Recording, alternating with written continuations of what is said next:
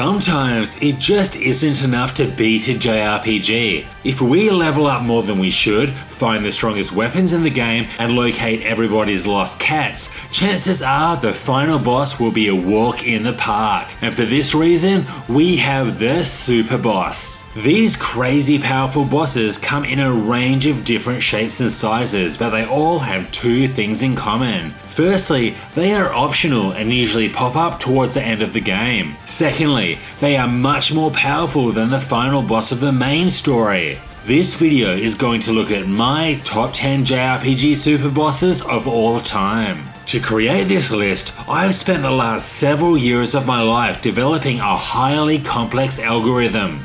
It uses computational Masamune-physics and quantum-ragnaroki-dynamics, and this accounts for a range of different factors, including how damn hard these super bosses are, how damn cool these super bosses are, and my personal experiences with these damn super bosses. This algorithm also wouldn't let me pick two super bosses from the same series, but for some reason, different sub-series were fine. Speaking of algorithms, it would help out this channel big time if you'd hit that like button, sub for more JRPG content, and also leave a comment. Let me know what your favourite super bosses are, or which ones you found the most difficult. Alright, let's get into it. At number 10, we have an entry from the Xenoblade series, Teia, the Endbringer from Xenoblade Chronicles X. This super boss is a reference to the Teia from the original Xenoblade Chronicles, who are an ancient race with one purpose, the destruction of all life forms. I certainly got that vibe from the Endbringer. This super powerful enemy is level 99, making it the strongest in the entire game. This fight feels epic and even has its own battle theme. It feels as if everything you've been working towards through the entire game was to prepare for this fight. One of the awesome things about this battle is that it starts off in the air, but at 60% HP, Teia will descend to the ground and eventually take to the skies again if the battle lasts long enough. For me, the battle usually didn't last long enough, as it's very easy to get wiped out quickly. Next on the list, we have Culex, which is a type of mosquito capable of destroying all of humanity through the transmission of one or more deadly diseases.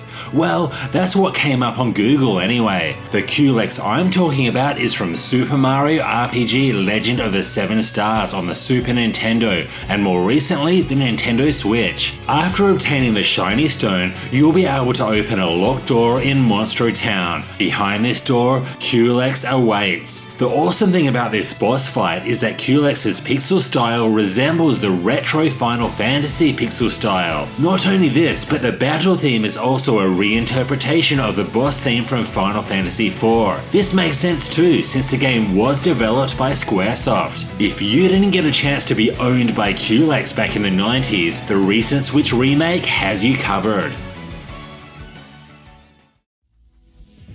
The next two entries are a bit different, since they not only appear as super bosses in multiple games in a series, but also throughout multiple game series by the same developer. Yeah, Tri-Ace definitely know how to super boss. At number 8, we have Gabrielle Celesta, who is one of the two celestial beings, along with the Ethereal Queen. While he, or she, depending on which game they're in, is usually fought before the Ethereal Queen and considered the weaker of the two, Gabrielle is definitely worth a spot on this list. The version that I'm talking about today is from Star Ocean's second story, where she is known as Gabriella Celesta. Gabriella can be fought at the end of the Maze of Tribulations, which is an optional post-game dungeon. This fight can be an absolute pain in the ass and requires a lot of preparation if you don't want to see the game over screen. If you're good enough to defeat her, she'll give the party the silver trumpet and ask that you use it to summon and then defeat the Ethereal Queen so that their souls may be freed. Ah,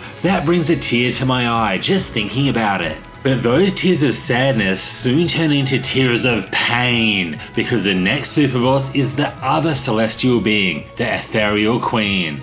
While she never plays an important role in the main story, she does have consistent dialogue through all of her appearances, usually talking about how she's different to Gabrielle Celeste and how the protagonist will know what true despair is. And yes, the Ethereal Queen has taught me what true despair is many times. Her appearance today is going to be from the first Valkyrie profile game. This lovable bundle of joy can be encountered at the end of the Sephiric Gate, which is an optional dungeon accessible after finishing the game. If you're good enough to beat her once, you'll obtain the Tri-Emblem, but if you want the best weapon in the game, the Angel Slayer, you'll need to beat her a whopping 10 times. That is a lot of pain for a little gain. Galdera is the final true boss from Octopath Traveler 1, and he can be fought after completing the main character's chapters, watching the credits roll, then doing a bunch of other side quests. Killing him is a huge accomplishment, as once he's defeated, you can sit back, relax, and watch the true ending, never to see him again. Except that you do see him again.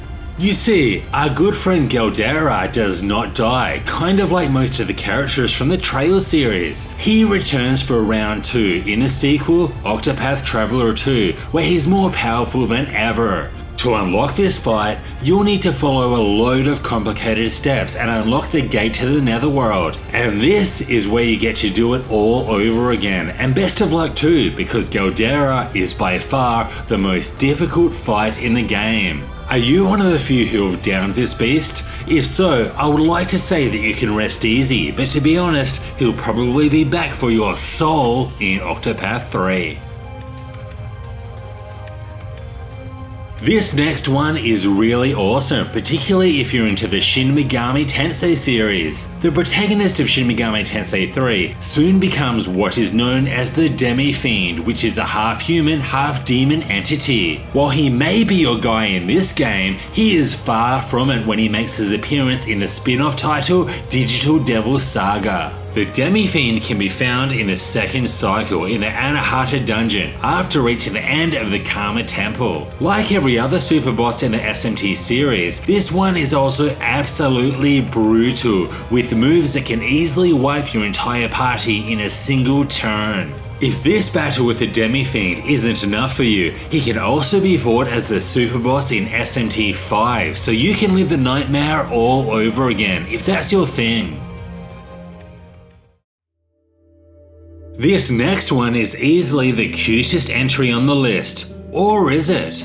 At number 4, we have the Blackrabit from Trails of Mana. Now, rabbits are a staple of the Mana series. These adorable, fluffy little creatures can always be found hopping around and occasionally biting your characters. But that's okay, because they're cute and usually are one of the weakest enemies in the game. But everything we thought we knew about rabbits can be thrown out the window when the Blackrabit comes into play. Now, in the original Trials of Mana, this super boss was only available when playing as Angela or Duran, but in the remake, you're able to choose any of the characters to get slaughtered.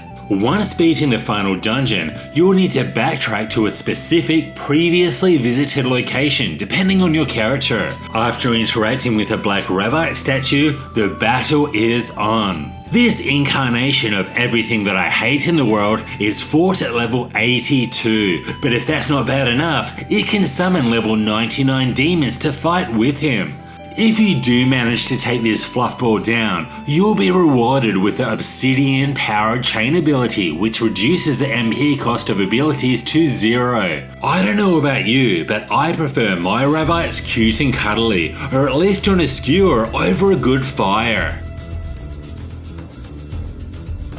My next pick is also part of the Shin Megami Tensei series, but since it's part of its own sub-series, it's alright. At number 3, we have Elizabeth from Persona 3. Throughout the game, Elizabeth plays a role as an attendant of the Velvet Room. Interacting with her will allow you to view the Persona Compendium, which helps keep track of fused persona and re-summon them if required. She also provides a range of side quests, but it's the extra side quest during the second cycle that is particularly interesting. To complete this quest, you'll need to climb to the top of the Monad passages and defeat her. You see, Elizabeth is frustrated due to being unable to find out her true meaning of life and hopes that battling the party will give her the answers that she seeks. She also reveals that she too is in fact a persona user, and this plays a part in the epic boss fight to come. Just like most entries on this list, this one is insanely difficult and you will not last long unless you're fully prepared. Elizabeth, you were just so sweet and lovable back before you became my worst nightmare. Back in 2002, Kingdom Hearts was a video game crossover that we never knew we needed. An action RPG with both Disney characters and Final Fantasy characters, who would have ever guessed that that would be a thing? Playing as Sora and meeting our favourite FF characters was one of the true highlights of the game, but there's a certain optional boss fight that I will never forget. I am, of course, talking about the Sephiroth boss fight at the Colosseum. It goes without saying how amazing Sephiroth is, but being able to fight him as Sora with one winged angel playing in the background and dying over and over and over and over and over again is a memory that I cherish. Many of you may have the lingering wheel from Kingdom Hearts 2 on this list, but following the one game per series rule, I just can't pass on the Sephiroth fight.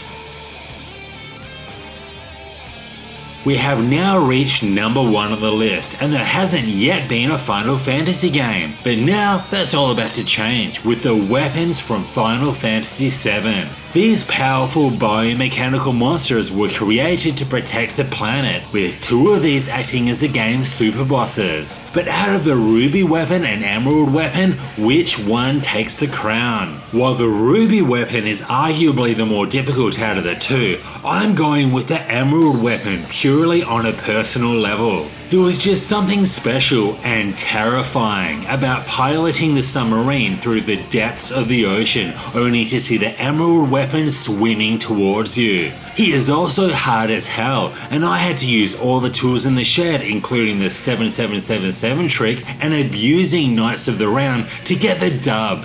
And the feeling when I finally did was so satisfying, especially since you can finally pilot your sub without the fear. The Emerald weapon was the first super boss that I ever defeated, which is a big part of why it takes my number 1 spot. Now, all these years later, I am so excited and also terrified to take him on once again in the final installment of the remake trilogy. And there we have it, my top 10 JRPG Super Bosses ever. What did you think of my list? Do you agree with my picks, or would you put in something else? Let me know in the comments below. See you next time.